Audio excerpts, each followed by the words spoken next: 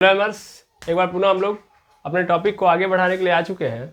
जैसा कि आप लोगों ने पिछले वीडियो के अंदर देखा होगा कि हम बात कर रहे थे फंडामेंटल फोर्सेस के बारे में, जहाँ पे हम लोगों ने किन किन फोर्सेस की बात कर ली थी। तो सर ग्रेविटेशनल फोर्स ऑलरेडी हम जानते हैं, उसके अलावा हम लोगों ने न्यूक्लियर फोर्स की स्ट्रॉन्ग न्यूक्लियर फोर्स और वीक न्यूक्लियर फोर्स की बातें कर ली थी।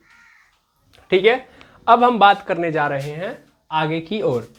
अच्छा, इसके अलावा हम लोगों ने ये भी बात कर लिया था कि अगर दो बॉडी जिनके ऊपर चार्ज है तो उन दो चार्ज बॉडी के ऊपर भी क्या लगेगा, फोर्स लगेगा, यानी इनके बीच में भी क्या लगेगा, फोर्स लगेगा। और उस फोर्स को हम लोगों ने नाम दिया था इलेक्ट्रोस्टैटिक फोर्स। ठीक है, इलेक्ट्रोस्टैटिक फोर्स। क्लियर है? बिल्कुल। अब हम आगे देखेंगे तो हम लोगों ने ये समझा था कि इलेक्ट्रोस्टैटिक फोर्स फाइंड आउट कैसे करते हैं, लेकिन यहाँ पे एक कंडीशन ये थी कि ये दोनों के दोनों चार्ज क्या होने चाहिए, रुके होने चाहिए, यानी रेस्ट में होने चाहिए। दोनों चार्ज किस में होने चाहिए, रेस्ट में, रुके होने चाहिए। तब क्या लगेगा इनके बीच में, इलेक्ट्रोस्टैटिक फोर्स। ठीक है, अच्छा, या सिंपल बेसिस पे भी हम बोल सकते हैं कि दो चार्जेस के बीच में जो फोर्स लगते हैं वो इलेक्ट्रोस्टैटिक फोर्स होता है। इतनी बात आपने समझी थी। अब थोड़ी सी और कहानी को समझिएगा, और कहानी में हम लोग लेके आ रहे हैं एक नए फोर्स को जिसका नाम है मैग्नेटिक फोर्स, है ना। मैग्नेटिक फोर्स मतलब भैया मैग्नेट के बीच में लगने वाला फोर्स। किनके बीच में लगने वाला फोर्स, मैग्नेट के बीच में, दो मैग्नेट के बीच में लगने वाला फोर्स या बल। ठीक है, अब मैग्नेट क्या होता है सर, तो मैग्नेट एक प्रकार का स्पेशल पदार्थ है, एक प्रकार का स्पेशल पदार्थ है, स्पेशल सब्सटेंस है, जिसके पास एक प्रॉपर्टी होती है चुंबकत्व की। इसके अंदर क्या होती है, स्पेशल सब्सटेंस जिसके पास क्या होती है, प्रॉपर्टी होती है मैग्नेटिज्म की। इसकी प्रॉपर्टी होती है मैग्नेटिज्म यानी चुंबकत्व की। ये बात याद रखो, बहुत जरूरी है। क्या कि भैया इलेक्ट्रोस्टैटिक फोर्स वहाँ पे लगेगा जहाँ बॉडी चार्ज होगी। ठीक है, यानी उस बॉडी के ऊपर चार्ज आएगा, यानी बॉडी के पास एक प्रॉपर्टी होनी चाहिए चार्ज, तब इलेक्ट्रोस्टैटिक फोर्स। और मैग्नेटिक फोर्स कब आएगा, जब बॉडी के पास प्रॉपर्टी होगी मैग्नेटिज्म की। ठीक है, मैग्नेटिज्म मतलब चुंबकत्व। अब मतलब क्या होता है, तो मतलब अगर ये प्रॉपर्टी किसी ऑब्जेक्ट के पास है तो वो ऑब्जेक्ट दूसरे सेम प्रॉपर्टी वाले ऑब्जेक्ट को या लोहे वाले ऑब्जेक्ट को अपनी ओर खींचेगी। ठीक है, यानी एक बॉडी ए है जिसको मैं बोल सकता हूं कि ये इसके पास प्रॉपर्टी है किसकी, मैग्नेटिज्म की। ऐसे एक दूसरी बॉडी है बी, उसके पास भी प्रॉपर्टी है मैग्नेटिज्म की। तो ये एक दूसरे को क्या करती हुई नजर आएंगी, आकर्षित या प्रतिकर्षित। ठीक है, ऐसे समझ लीजिए। मैं यहां से बोल सकता हूं ऐसे, डायरेक्ट ऐसे बोलने से बढ़िया है मैं ऐसे बोल सकता हूं, अट्रैक्ट और रिपेल।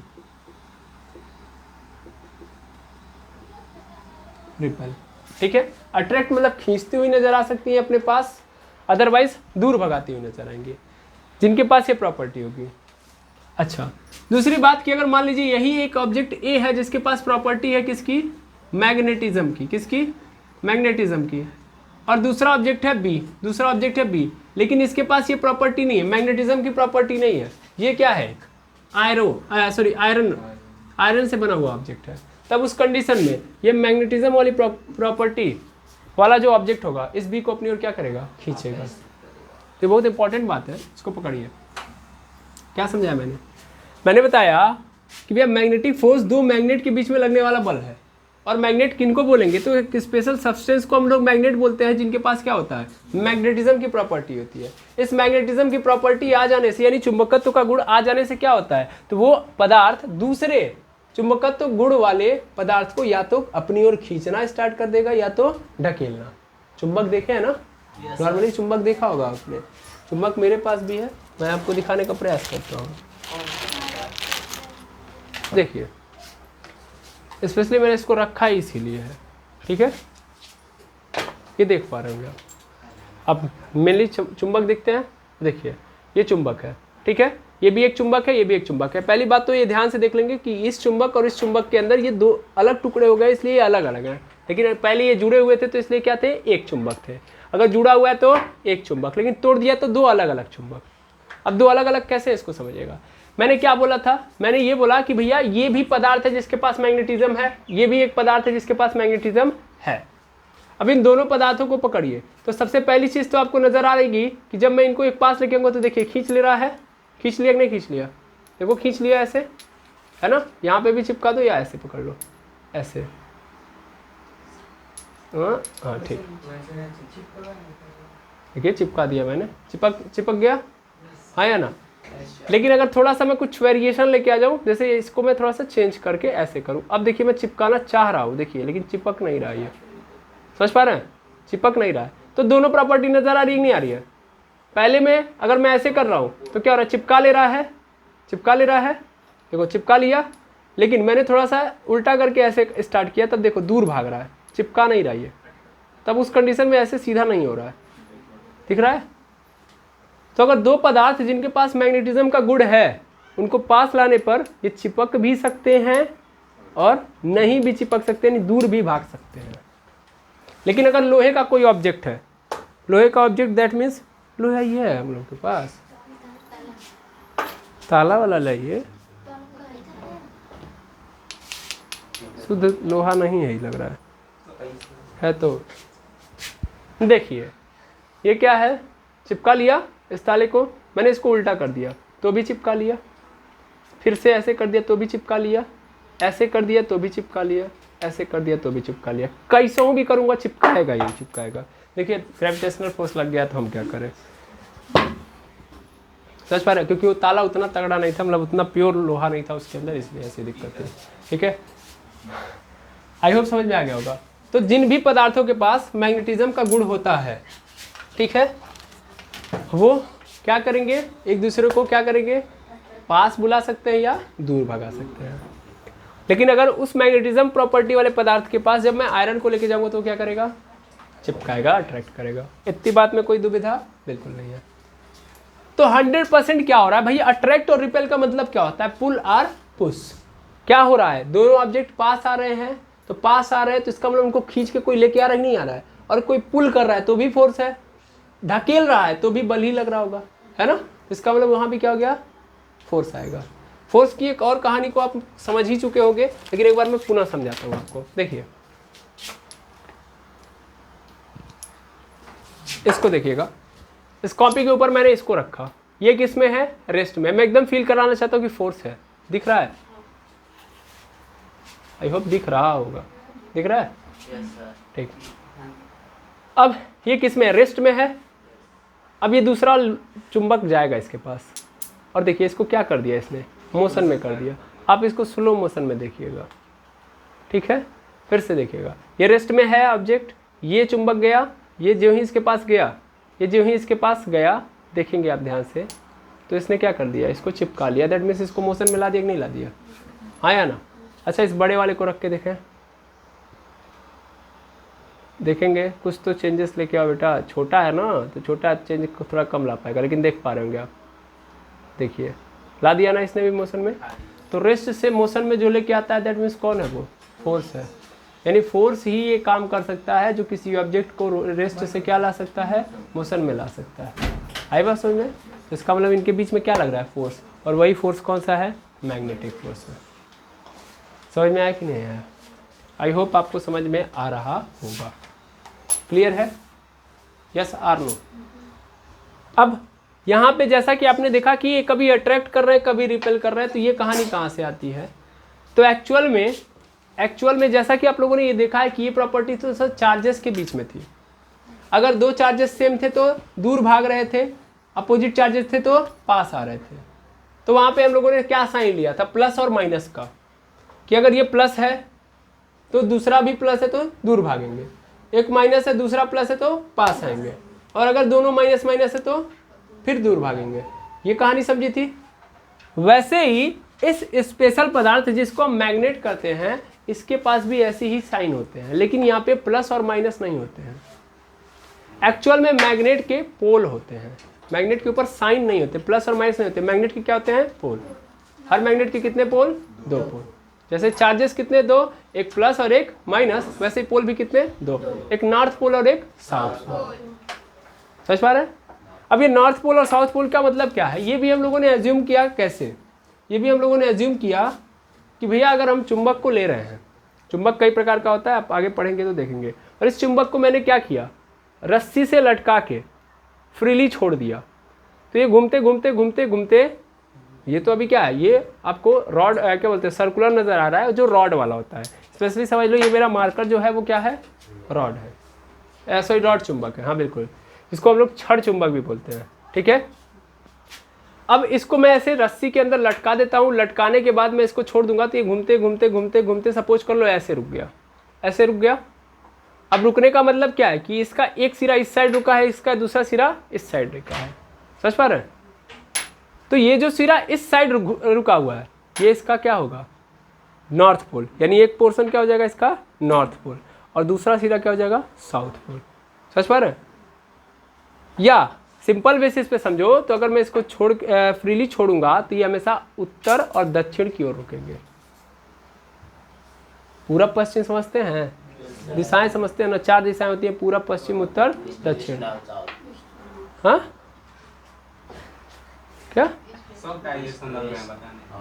ठीक है, चलिए कोई बात नहीं, हमको 4 डायरेक्शन पता है, हम 4 डायरेक्शन की बात कर रहे हैं। क्या हो रहा है यहाँ पे ये हो रहा है कि अगर मैं इस चुंबक को पकड़ूं और इस चुंबक को अगर मैं ले लेता हूँ और ऐसे फ्रीली मैं छोड़ देता हूँ, तो फ्रीली छोड़ूंगा तो ये कुछ ऐसे रुक जाएगा। तो ये क्या है आपका पूरब पश्चिम है, तो ऐसे नहीं रुकेगा, हमेशा कैसे रुकेगा उत्तर दक्षिण। ये उत्तर है नहीं, ये दक्षिण है, ये क्या है उत्तर है।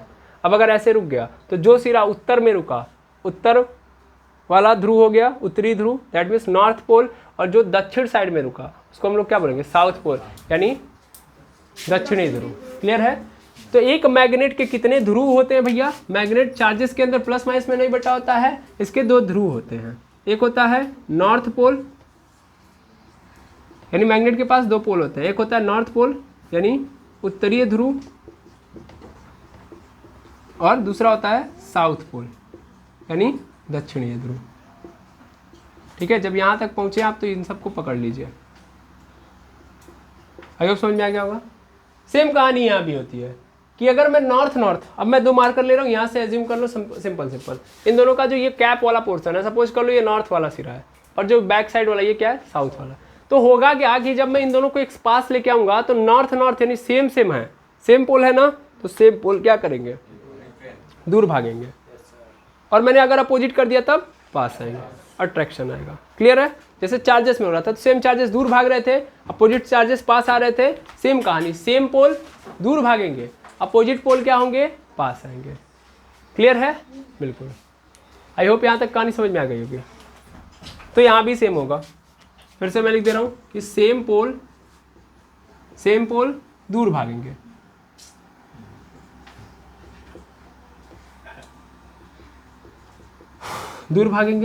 और डिफरेंट पोल पास आएंगे। ठीक है, इतनी बात क्लियर। बिल्कुल, ये मैग्नेट की प्रॉपर्टी है। ठीक, फिर से 2 मैग्नेट के बीच में लगने वाला फोर्स, तो मैग्नेट क्या होता है स्पेशल सब्सटेंस होता है जिसके पास प्रॉपर्टी होती है मैग्नेटिज्म की। मैग्नेटिज्म का मतलब कि अगर किसी के पास आ जाए तो ये क्या करने लगेगा, किसी लोहे वाले पदार्थ को चिपकाने लगेगा या दूसरे ऐसे ही ऑब्जेक्ट को खींचने या ढकेलने लगेगा। चार्जेस के अंदर भी सेम है कि अगर एक ऑब्जेक्ट के ऊपर क्या आ जाए चार्ज आ जाए, चार्ज की प्रॉपर्टी आ जाए, तो दूसरे चार्जिंग बॉडी को क्या करने लगेगा खींचने लगेगा या ढकेलने लगेगा। समझ में आया ना, दोनों की कहानी समझ लिए, यस और नो। अब आगे बढ़ूँ मैं, इतना समझ में आ गया। बिल्कुल, मैं यहाँ से मिटा रहा हूँ और आप समझ लीजिएगा आगे की कहानी को। मतलब मैं समझाने जा रहा हूँ, आप खुद मत समझिए, मैं समझाऊँगा। अब देखिए होगा क्या, तो होगा ये कि एक्चुअल में जब हम इन चार्जेस को पकड़ते हैं, किनको पकड़ते हैं चार्जेस, ये चार्ज किसके कारण आता है कल ही समझा था, चार्ज आते हैं इलेक्ट्रॉन के कारण। इलेक्ट्रॉन कम या ज़्यादा होंगे तो ही क्या आते हैं चार्ज आते हैं। समझ में आया। तो अगर अभी तक तो इलेक्ट्रॉन क्या थे भैया रेस्ट में थे, अब इनको दौड़ाओ, अब इनको क्या करो दौड़ाओ। तो किसको दौड़ाओगे, चार्ज को दौड़ाना, मतलब मैं यहाँ पे बोल रहा हूँ चार्ज का मोशन, यानी चार्ज को दौड़ाएंगे मोशन कराएंगे, तो इसका मतलब इलेक्ट्रॉन की गति या इलेक्ट्रॉन का मोशन।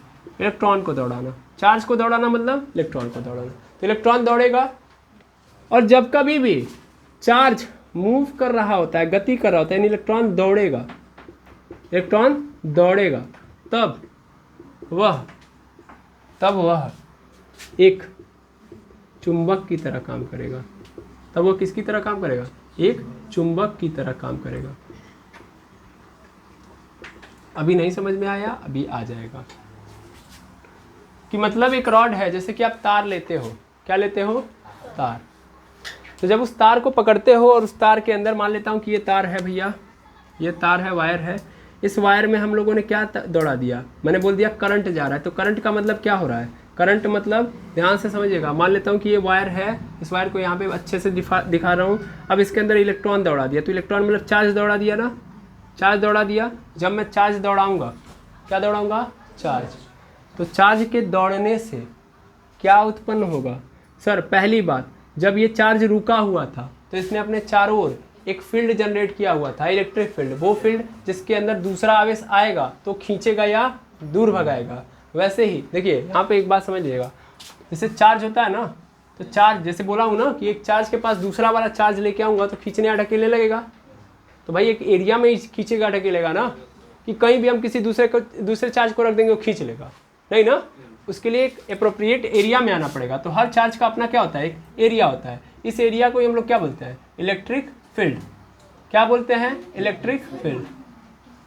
विद्युत क्षेत्र, क्या बोलते हैं? विद्युत क्षेत्र। मान लीजिए एक आवेश है Q, तो इसका अपना एक क्या होगा? Electric field. ऐसे जो चुंबक होता है, ऐसे जो चुंबक होता है, चुंबक मतलब एक स्पेशल पदार्थ, यानी मैग्नेट। तो मैग्नेट को भी, मैग्नेट के पास भी अपना क्या होता है? एक चुंबकीय क्षेत्र होता है। तो उसमें अगर कोई ऑब्जेक्ट, दूसरा पदार्थ आएगा, या लोहे का हो या दूसरा चुंबक आएगा, तब वो चिपकाएगा। नहीं तो ऐसा नहीं है कि आपने अभी जस्ट देखा भी कि एक चुंबक कहीं से भी दूसरे चुंबक को चिपका लेगा। नहीं, चिपका लेगा नहीं। देखिए जैसे ये चुंबक है मेरे हाथ पे और मैंने यहाँ पे रखा, देखिए चिपका पा रहा है, दोनों रखे तो है ना, नहीं चिपका पा रहा है। क्यों? क्योंकि इसका सीधा अर्थ है कि ये वाला चुंबक इसके चुंबकीय क्षेत्र में नहीं आ रहा है और ये वाला चुंबक इसके चुंबकीय क्षेत्र में नहीं आ रहा है। ध्यान से समझिएगा, ये वाला चुंबक इसके चुंबकीय क्षेत्र में नहीं है और ये वाला चुंबक इसके चुंबकीय क्षेत्र में नहीं है। क्लियर है? इसी कारण ऐसा हो रहा है। अगर ये दोनों एक दूसरे के चुंबकीय क्षेत्र में चले जाएं, मतलब इसने कहीं से भी एंट्री इसके चुंबकीय क्षेत्र में मार दी, तो देखिए बवाल हुआ कि नहीं हुआ? अभी देखिए हो रहा है कि नहीं हो रहा है हलचल? देखिए हुआ। तो अगर चुंबकीय क्षेत्र में प्रवेश करेगा तभी वो फोर्स लगना स्टार्ट होगा। तो मैग्नेटिक फोर्स और इलेक्ट्रोस्टैटिक फोर्स की अपनी कवरिंग करने की एक एरिया होती है, उसी एरिया के अंदर वो कवर कर रहा होता है। क्लियर है? याद रखेंगे। समझ में आया? इसका मतलब मैग्नेट का अपना, हर चुंबक का अपना क्या होता है? एक क्षेत्र होता है, जिसको हम लोग क्या बोलते हैं? मैग्नेटिक फील्ड बोलते हैं। मैग्नेटिक फील्ड बोलते हैं, यानी चुंबकीय क्षेत्र। तो देखा गया, हेंस क्रिश्चियन ऑस्टर्ड एक साइंटिस्ट थे, उन्होंने देखा कि जब भैया हम एक वायर को ले रहे हैं, वायर के अंदर जब इलेक्ट्रॉन दौड़ रहे हैं, इलेक्ट्रॉन का दौड़ना मतलब करंट पैदा हो रहा है, तो ये जो वायर है इसके अंदर क्या है? चार्ज है न केवल, लेकिन ये वायर एक्चुअल में चुंबकीय क्षेत्र उत्पन्न कर रहा है। क्या उत्पन्न कर रहा है? चुंबकीय क्षेत्र। क्या उत्पन्न कर रहा है भैया? चुंबकीय क्षेत्र। समझिएगा मेरी बात ध्यान से। जब इस वायर के अंदर लाइट यानी करंट का प्रवाह किया जा रहा है, तो उस कंडीशन में ये जो वायर है वो कैसा बिहेव कर रहा है? सर अपने चारों ओर चुंबकीय क्षेत्र भी उत्पन्न कर रहा है। और चुंबकीय क्षेत्र कौन उत्पन्न करता है? मैग्नेट। तो इसका मतलब क्या बन गया? मैग्नेट बन गया। इलेक्ट्रिक फील्ड तो होगा ही होगा, क्योंकि चार्ज बॉडी है तो चार्ज के लिए तो इलेक्ट्रिक फील्ड है, लेकिन उसके साथ साथ अब ये क्या दिखाने लगा? मैग्नेट भी दिखाने लगा। इसको किसने बताया था? हेंस क्रिश्चियन ऑस्टर्ड ने एक एक्सपेरिमेंट में। कैसे पता किया था? तो नीचे एक ठो क्या था? कंपास था। कंपास जो चुंबक पे काम करता है, चुंबक आएगा तो वो सुई उसकी, मतलब कंपास जो दिशा बताता है तो वो किस पे काम करता है? चुंबक पे। ऐसा माना जाता है, जैसे कि अभी आप लोगों ने देखा भी कि जब मैंने इस चुंबक को फ्रीली मूव रखा तो ये उत्तर और दक्षिण की में रुका कि नहीं रुका, है ना? तो ऐसा माना जाता है कि पृथ्वी के अंदर क्या है? चुंबक है। अलग अलग थ्योरीज हैं, वो आगे जाके आप पढ़ोगे कि चुंबक है पृथ्वी के अंदर। उसी कारण ये जब हम फ्रीली छोड़ते हैं तो उत्तर दक्षिण में ये रुकती हैं। और जो कंपास होता है वो पृथ्वी की दिशा, पहले पुराने ज़माने में जब हम समुद्री यात्राएं करते थे तो हम लोग द्विक सूचक यानी कंपास का यूज करते थे, जो मैग्नेट पे काम करता था। क्योंकि पृथ्वी के पास मैग्नेट है तो मैग्नेटिक फील्ड जनरेट करेगी पृथ्वी, और उसी मैग्नेटिक फील्ड के अनुसार हम दिशाएं पता कर सकते थे। समझ पा रहे हैं? लेकिन इस तार के नीचे भी हमको क्या नजर आया कि जब मैंने उसको रखा तो वो क्या कर गया, मूव कर गया, और वो मूव तभी करता जब चुंबक आता। तो इसका मतलब 100% यहाँ पे क्या है, चुंबकीय फील्ड है। किसके में, इस तार के चारों ओर। कब जनरेट हुई, तो पहले इस पे उनको डाउट हुआ, तो इसलिए उन्होंने लाइट बंद कर दिया, यानी करंट बंद कर दिया। तो फिर से उसके अंदर जो मूवमेंट हो रही थी, हिल रही थी सुई, वो रुक गई। लेकिन फिर से उन्होंने जो ही ऑन किया, करंट जो ही जाने लगा, वो चुंबक फिर से जो सुई थी, चुंबकीय सुई, वो क्या होने लगी, मूव करने लगी कंपास की। इसका मतलब जब एक वायर के अंदर धारा प्रवाहित होती है तो वो दो तरीके के फील्ड जनरेट करता है, एक तो चुंबकीय और एक तो विद्युत, है ना, यानी magnetic field and electric field. और अगर दो दो फील्ड आ रही भैया, तो उसमें जब ऑब्जेक्ट आएंगे तो उनके ऊपर दो दो फोर्स लगेंगे कि नहीं लगेंगे। अब उसमें अगर मैं दूसरे ऑब्जेक्ट को लेके आऊँगा तो उसके ऊपर दो दो फोर्स लगेगा कि नहीं लगेगा, और दो फोर्स कौन होंगे, तो एक तो इलेक्ट्रिक वाला, इलेक्ट्रिक मतलब चार्ज के कारण, तो चार्ज के कारण इलेक्ट्रोस्टैटिक फोर्स लगता है, और मैग्नेट के कारण मैग्नेटिक फील्ड, तो दोनों मिला तो क्या बन गया, इलेक्ट्रोमैग्नेटिक फोर्स। समझ में आया। तो जब एक ऑब्जेक्ट के अंदर करंट का फ्लो होता है, क्या समझ में आया, जब एक ऑब्जेक्ट के अंदर करंट का फ्लो होता है, नोट करके लिख लीजिएगा, जब एक ऑब्जेक्ट में करंट का फ्लो होता है,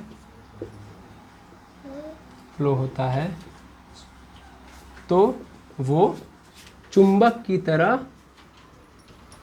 मैग्नेट की तरह बिहेव करता है, मैग्नेट की तरह बिहेव करता है। और अगर वो मैग्नेट की तरह बिहेव करेगा भैया, तो चार्ज ही तो दौड़ रहा है ना, और इलेक्ट्रॉन का दौड़ना मतलब करंट, करंट मतलब धारा। कैसी धारा, विद्युत धारा, पानी की धारा आप समझ लेंगे दिक्कत हो जाएगा। इलेक्ट्रिक करंट, तो इलेक्ट्रिक करंट मतलब विद्युत धारा। इलेक्ट्रॉन दौड़ा मतलब करंट आ गया, इलेक्ट्रॉन मतलब चार्ज, तो चार्ज दौड़ रहा है तो इलेक्ट्रिक फील्ड तो रहेगी ही रहेगी, लेकिन उसके दौड़ने से एक और फील्ड जनरेट हो गई, मैग्नेटिक फील्ड। मैग्नेटिक फील्ड के अंदर अगर हम किसी मैग्नेट को लेके जाएंगे तो मैग्नेटिक फोर्स लगेगा कि नहीं लगेगा, और इलेक्ट्रिक फील्ड के अंदर किसी चार्ज को लेके जाएंगे तो इलेक्ट्रोस्टैटिक फोर्स लगेगा कि नहीं लगेगा, लगे। और अगर लगे तो दोनों सबमर्ज कर दिया मैंने, क्या बन गया, इलेक्ट्रोमैग्नेटिक फोर्स। यही इलेक्ट्रोमैग्नेटिक फोर्स है बाबू, जिसके कारण क्या चलता है, मोटर बनता है, जनरेटर बनता है। समझ पा रहे हैं, हाँ या ना। इलेक्ट्रोमैग्नेटिक फोर्स के कारण ही क्या चलता है आपका, जनरेटर या मोटर, ठीक है ना। यहीं पे कहानी फिर आएगी इंड्यूस्ड करंट की, समझ पा रहे हैं। तो अब कहानी बढ़ते जाएगी, तो अब हमको पूरा फिजिक्स, पूरा इलेक्ट्रिसिटी का कनेक्शन लाना पड़ेगा। फिलहाल में आप ये समझ कर लीजिए कि यहाँ की कहानी, जब हम करंट फ्लो कराएंगे तो इलेक्ट्रिक फील्ड भी आ गया है और मैग्नेटिक फील्ड भी आ गया है। अब उसके अंदर किसी पदार्थ को लेके आएंगे तो कितने फोर्सेस लगेंगे, दो, एक तो इलेक्ट्रोस्टैटिक, दूसरा मैग्नेटिक। सबमर्ज कर दिया, क्या बन गया, इलेक्ट्रोमैग्नेटिक फोर्स। समझ में आ रहा है। जो पोल पे होता है वो प्लस क्या जाता है ना, नीचे से अर्थिंग रहता है, क्या रहता है, नहीं समझे सर, जो पोल पे लगा रहता है नहीं, वो पोल और ये पोल का मतलब हम नहीं समझे। आप इस पोल से सबमर्ज कर रहे हैं क्या उसको, उत्तरी नॉर्थ पोल जो बोला उस पोल से, हाँ हाँ, इलेक्ट्रोस्टैटिक वाला। अच्छा, इलेक्ट्रोस्टैटिक वाला क्या, जो पोल पे वायर होता है उसमें मान लीजिए प्लस होता है, नीचे से उसका जो माइनस होता है, मान लीजिए अर्थिंग लेते हैं तो माइनस नीचे से होता है ना, तो उसमें क्यों कौन दौड़ता है, इलेक्ट्रॉन ही दौड़ता है। इलेक्ट्रॉन हर जगह रन करेगा। देखिए एक्चुअल में हम जो अर्थिंग लेते हैं इसलिए लेते हैं कि अगर एक्सेस ऑफ इलेक्ट्रॉन उस पोल के ऊपर आ गए, इलेक्ट्रॉन की प्रोबेबिलिटी, इलेक्ट्रॉन की समस्या क्या है, इलेक्ट्रॉन को ना कंडक्टर चाहिए। कंडक्टर मतलब सिंपल भाषा में बोलूँ मेटल चाहिए। मेटल मतलब कापर हो गया, एल्यूमिनियम हो गया, इनको हम मेटल बोलते हैं। धातु चाहिए, सिंपल बोलूँ तो धातु चाहिए। धातु भी छोड़ो, सिंपल वो चीज़ चाहिए जिसके अंदर करंट दौड़ सकता है। प्लास्टिक के अंदर दौड़ सकता है नहीं, लोहे के अंदर दौड़ सकता है बिल्कुल, तो लोहा चाहिए। अब अगर कहीं भी लोहा मिला तो अगर इस पोर्शन पे पकड़ा, यहाँ पे इलेक्ट्रॉन आया, मेरे इस उंगली पे आया, तो यहाँ से होते होते होते नाखूनों तक पहुँच जाएगा। समझ पा रहे हैं, यस सर नो। अब कहानी क्या होती है कि भैया इलेक्ट्रॉन की एक और समस्या होती है। इलेक्ट्रॉन की एक और समस्या ये होती है कि इलेक्ट्रॉन तभी आपके बॉडी में, मतलब आपके ओर से पास करेगा जब आगे जाने का रास्ता हो। ऐसा नहीं कि आपकी बॉडी के अंदर एंट्री मार लेगा और आपको करंट भी लगने लगेगा और पास होने का कोई ऑप्शन ही ना हो। अब आप क्या कह रहे हैं, मतलब मैं क्या कह रहा हूँ और आप क्या कह रहे हैं, दोनों को मैं मिलाता हूँ। इन्होंने बोला अर्थिंग के बारे में, तो अर्थिंग एक्चुअल में इसलिए की जाती है ताकि जब करंट ज़्यादा मात्रा में आ जाए, यानी एक्सेस ऑफ इलेक्ट्रॉन ज़्यादा आ जाए, मतलब जितना चाहिए उससे ज़्यादा मतलब फिलहाल में ये समझो कि जब शॉर्ट सर्किट होता है या ज़्यादा इलेक्ट्रिसिटी उतर जाती है, जिसको बोलते हैं ना करंट उतर गया था, तो अगर हाई करंट आ गया तो उसको डायरेक्ट कहाँ भेज देना, धरती में, क्योंकि earth is the ocean of electron. Earth के अंदर इलेक्ट्रॉन भरे पड़े हैं, समझ पा रहे हैं, इलेक्ट्रॉन क्या है, भरे पड़े हैं, महासागर है वो इलेक्ट्रॉनों का, समझ पा रहे हैं, तो उधर भेज दिया जाता है। अर्थिंग इसलिए की जाती है, नहीं तो अगर मान लीजिए उस पर रहा तो आप टच करेंगे तो आपके अंदर चली जाएगी। हाँ, अर्थिंग को कभी टच नहीं करना चाहिए, ये भी सही है, नहीं तो फिर क्या हो जाएगा, करंट आ रहा है तो फिर वो वहाँ से किसके पास ट्रांसफर हो जाएगा, आपके पास। और वो भी इंपॉर्टेंट चीज़ है कि आपको भी तभी मारेगा, देखिए आप चप्पल पहने होते तो नहीं मारता है, इसका भी कारण है, क्योंकि अगर आप चप्पल पहनेंगे तो आप ध्यान से समझिएगा, ये लाइट इधर से मान लीजिए सपोज करिए इसमें पूरा करंट है, इलेक्ट्रॉन है, इलेक्ट्रॉन को दौड़ना है, इलेक्ट्रॉन को दौड़ना है, बस चाहिए क्या कि जिसके रास्ते वो चली जाए, पास कर जाए। तो मेरी बॉडी भी पास करने का माध्यम है, हम भी एक कंडक्टर है, human being also a conductor. तो यहाँ से करंट मेरे बॉडी में आया, आते आते आते आते कहाँ तक गया, स्लीपर तक। स्लीपर मतलब मेरे चप्पल पे, चप्पल क्या है, कंडक्टर है नहीं, वो बैड कंडक्टर है, वो पास करना ही नहीं देगा, तो इलेक्ट्रिसिटी पास हो पाएगी नहीं। तो जब नहीं पास हो पाएगी तो फिर क्या हुआ, हमको लगेगा ही नहीं। लेकिन याद रखिएगा, ये सिंपल ऐसा न मत सोचिएगा कि अब चप्पल पहन के चले जाएंगे नहीं मारेंगे, ये तब तक के लिए है जब तक इलेक्ट्रिसिटी कम है, यानी इलेक्ट्रॉन की संख्या कम है, यानी वोल्टेज कम है। हाई वोल्टेज पे जाएंगे तब वो स्लीपर को भी नहीं पकड़ेगा, निकाल लेगा। समझ पा रहे हैं, समझ में आया कि नहीं आया। तो देखते हैं आप लोग पोल वोल पे ज़्यादा मार देता है लाइट, क्योंकि वहाँ पे भले ही आप सेफ्टी पहन के गए हैं, चप्पल पहने हैं, जूता पहने हैं, शूज़ पहने, सब कुछ पहने, हल्का सा भी टच होता है मार देता है, क्योंकि वहाँ पे 11,000 वोल्ट आते हैं, है कि नहीं है। बट मेरे घर के बगल में है, उसको बिना स्लीपर पहने छुए थे तो नहीं मारा। भैया तो आप एक्सेप्शन होंगे अपने आप में, आप जांच कराइए भैया। अब ये कह रहे हैं कि इन्होंने डायरेक्ट एक पोल था जिसके ऊपर 11,000 वोल्ट की लाइट आ रही थी, ध्यान से समझिएगा, 11,000 वोल्ट का करंट आ रहा था और इन्होंने इसको टच किया, इनको नहीं मारा। दैट मीन्स देखिए उनका कहना है कि लाइट या तो भाग गई होगी, यानी लाइट उस समय नहीं रही होगी, या तो अगर लाइट रही होगी नहीं मारा तो भैया चेक कराइए आप, चरण स्पर्श हैं आपके, ठीक है, आप अजूबा हैं, ठीक है। चलिए अच्छी बात है भाई, नहीं मारा तभी तो हमारे बीच में है, हमको बहुत खुशी की बात है ना। और 8वें अजूबे हैं, ये भी और खुशी की बात है, ये भी तो अच्छी बात है। या तो ये नॉन मेटल होंगे या बैड कंडक्टर होंगे, क्योंकि ह्यूमन बॉडी क्या है, एक कंडक्टर है। समझ पा रहे हैं। चलिए आगे बढ़ते हैं हम लोग। तो इलेक्ट्रोस्टैटिक फोर्स समझ में आ गया, फिर मैग्नेटिक फोर्स समझ में आ गया, आप दोनों मिला देंगे तो क्या बन जाएगा, इलेक्ट्रोमैग्नेटिक फोर्स। समझ में आ गया, मिटा दूं मैं। अब इलेक्ट्रोमैग्नेटिक फोर्स क्या होता है, समझ में आ गया कि नहीं आ गया। यहाँ पे समझ लेंगे हम लोग कि सर इलेक्ट्रोमैग्नेटिक फोर्स मतलब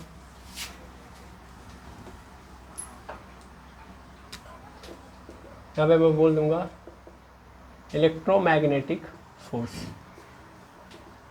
इलेक्ट्रोमैग्नेटिक फोर्स मतलब electrostatic force, static force plus magnetic force, magnetic force, ठीक है। दोनों को ऐड कर दिया, क्या बन गया, इलेक्ट्रोमैग्नेटिक फोर्स बन गया, ठीक है। आई होप समझ में आ गया होगा। तो इलेक्ट्रोमैग्नेटिक फोर्स बन गया। अब इलेक्ट्रोमैग्नेटिक फोर्स को हम लोग लेंज लॉ से, एक नियम आता है उसके थ्रू हम लोग डिफाइन करते हैं, ठीक है। लेंज का नियम आता है, वहाँ से हम लोग निकालते हैं। तो अब वो चीज़ें हम लोग बाद में छोड़ देते हैं, क्योंकि अभी हमको नहीं पढ़ना, आगे जाके इलेक्ट्रिसिटी हमारा टॉपिक है, वहाँ पे पढ़ेंगे, ठीक है। फिलहाल में हम लोगों ने ये समझ लिया, आई थिंक समझ में आ गया। मैग्नेटिक फोर्स कब आएगा, जब मैग्नेटिक फील्ड बनेगा। इलेक्ट्रोस्टैटिक फोर्स कब आएगा, जब इलेक्ट्रिक फील्ड बनेगा, ठीक है ना। दोनों डिपेंड करते हैं। अगर इलेक्ट्रिक फील्ड नहीं है तो इलेक्ट्रोस्टैटिक फोर्स नहीं, और मैग्नेटिक फील्ड नहीं है तो मैग्नेटिक फोर्स नहीं। समझ पा रहे हैं। यानी इनका क्या है, अपना एक लिमिट है, उसमें ये काम करते हैं। आई समझ में बात, यस और नो। आई होप कॉन्सेप्ट आपका क्रिस्टल क्लियर है, ओके। तो इस उम्मीद के साथ मैं ये बोल सकता हूँ कि आप फंडामेंटल फोर्सेस के बारे में जान चुके हैं। नहीं, फंडामेंटल फोर्सेस आपने समझ लिया। कितने होते हैं? 4। कौन? ग्रेविटेशनल फोर्स सबसे कमज़ोर, उसके बाद इलेक्ट्रोमैग्नेटिक फोर्स, ठीक है, उसके बाद वीक न्यूक्लियर फोर्स, उसके बाद स्ट्रॉन्ग न्यूक्लियर फोर्स, ठीक है। ग्रेविटेशनल फोर्स कहाँ लगता है? सर 2 मासेस के बीच में, 2 ऑब्जेक्ट जिनके पास मास है, तो जब मैं 2 ऑब्जेक्ट बोल दिया वहीं कहानी खत्म। तो 2 ऑब्जेक्ट उनके बीच में क्या लगता है? ग्रेविटेशनल फोर्स लगता है। ईएमएफ कहाँ लगता है? तो एक ऐसी बॉडी जिसके पास चार्ज भी हो और मैग्नेटिक फील्ड भी हो, तो किसके पास हो सकता है? जिसके अंदर करंट फ्लो हो रहा है, तो करंट कैरिंग वायर या करंट कैरिंग कंडक्टर के अंदर ये फोर्स लगता है। कौन सा? इलेक्ट्रोमैग्नेटिक फोर्स, ठीक है। और वीक न्यूक्लियर फोर्स मतलब जो न्यूक्लियस होता है वो सब एटॉमिक पार्टिकल जैसे पॉजिट्रॉन, बोसॉन और मेसॉन जैसे लोगों पे जो फोर्स लगाता है, तो उसको हम लोग वीक न्यूक्लियर फोर्स बोलते हैं। और स्ट्रॉन्ग न्यूक्लियर फोर्स मतलब जो किनके बीच में लगता है? न्यूट्रॉन और प्रोटॉन के बीच में। दुनिया का सबसे तगड़ा फोर्स कौन सा है? स्ट्रॉन्ग न्यूक्लियर फोर्स, ठीक है। इलेक्ट्रॉन और प्रोटॉन के बीच में कौन सा फोर्स लगता है? इलेक्ट्रोस्टैटिक फोर्स, है ना, क्योंकि इलेक्ट्रॉन पे कैसा चार्ज? माइनस, प्रोटॉन पे कैसा चार्ज? प्लस। इलेक्ट्रॉन का चार्ज कितना होता है? 1.6 × 10⁻⁻19 कूलम, है ना, मतलब 1.6 × 10⁻⁻19 कूलम। उसके बाद उसका मास कितना भारी होता है? 9.1 × 10⁻31 kg, है ना। प्रोटॉन का चार्ज कितना? 1.6 × 10⁻⁻19 कूलम, लेकिन प्लस में, और इलेक्ट्रॉन का माइनस में। मास कितना? 1.67 × 10⁻⁻27 kg। न्यूट्रॉन का चार्ज 0, मास 1.67 × 10⁻⁻27 kg। क्लियर है? कोई समस्या? यहाँ पे ग्रेविटेशनल फोर्स किनके बीच में लगता है? समझ में आ गया। इलेक्ट्रोमैग्नेटिक फोर्स किनके बीच में लगता है? समझ में आ गया। ये थोड़ा क्लियर कर लीजिएगा कि करंट कैरिंग कंडक्टर में,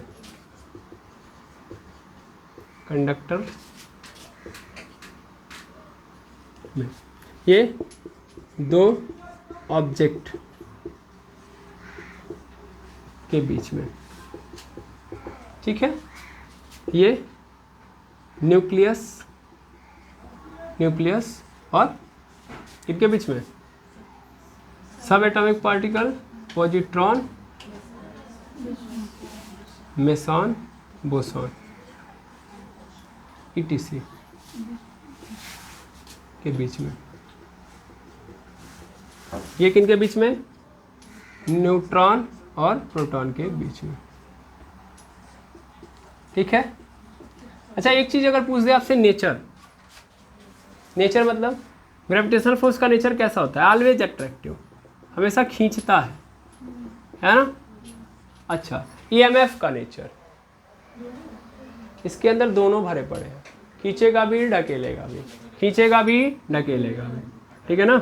यानी बोथ, जहाँ पे बोथ लिख रहा हूँ समझ पा रहे हैं, खींचना और ढकेलना दोनों। वीक न्यूक्लियर फोर्स सेम कहानी, बोथ। आया समझ में? क्यों? पॉजिट्रॉन पे प्लस चार्ज होता है, इलेक्ट्रॉन का जितना चार्ज होता है उतना ही प्लस हो जाता है जितना इलेक्ट्रॉन। पॉजिट्रॉन है क्या? सर इलेक्ट्रॉन के मास बराबर एक ऐसा कण जिसके ऊपर प्लस चार्ज हो, तो ढकेलेगा कि नहीं ढकेलेगा? समझ में आ रहा है? और यहाँ पे इसके बीच में, यहाँ पे हमेशा क्या होता है? अट्रैक्टिव होता है, इसमें अट्रैक्टिव होता है, पकड़ के रखता है ना, तो अट्रैक्टिव होता है, पकड़ के रखता है, दूर नहीं जाने देता है। आई होप कहानी समझ में आ गई होगी। यस और नो? जितना आपको जानना था मैंने आपको जानकारी दे दी।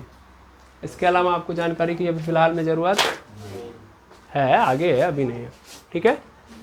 क्लियर है? तो इतना आप अपने माइंड में क्या करेंगे? रख लेंगे। डाउट अगर है आपके मन में तो अभी बोल सकते हैं आप। कोई डाउट है?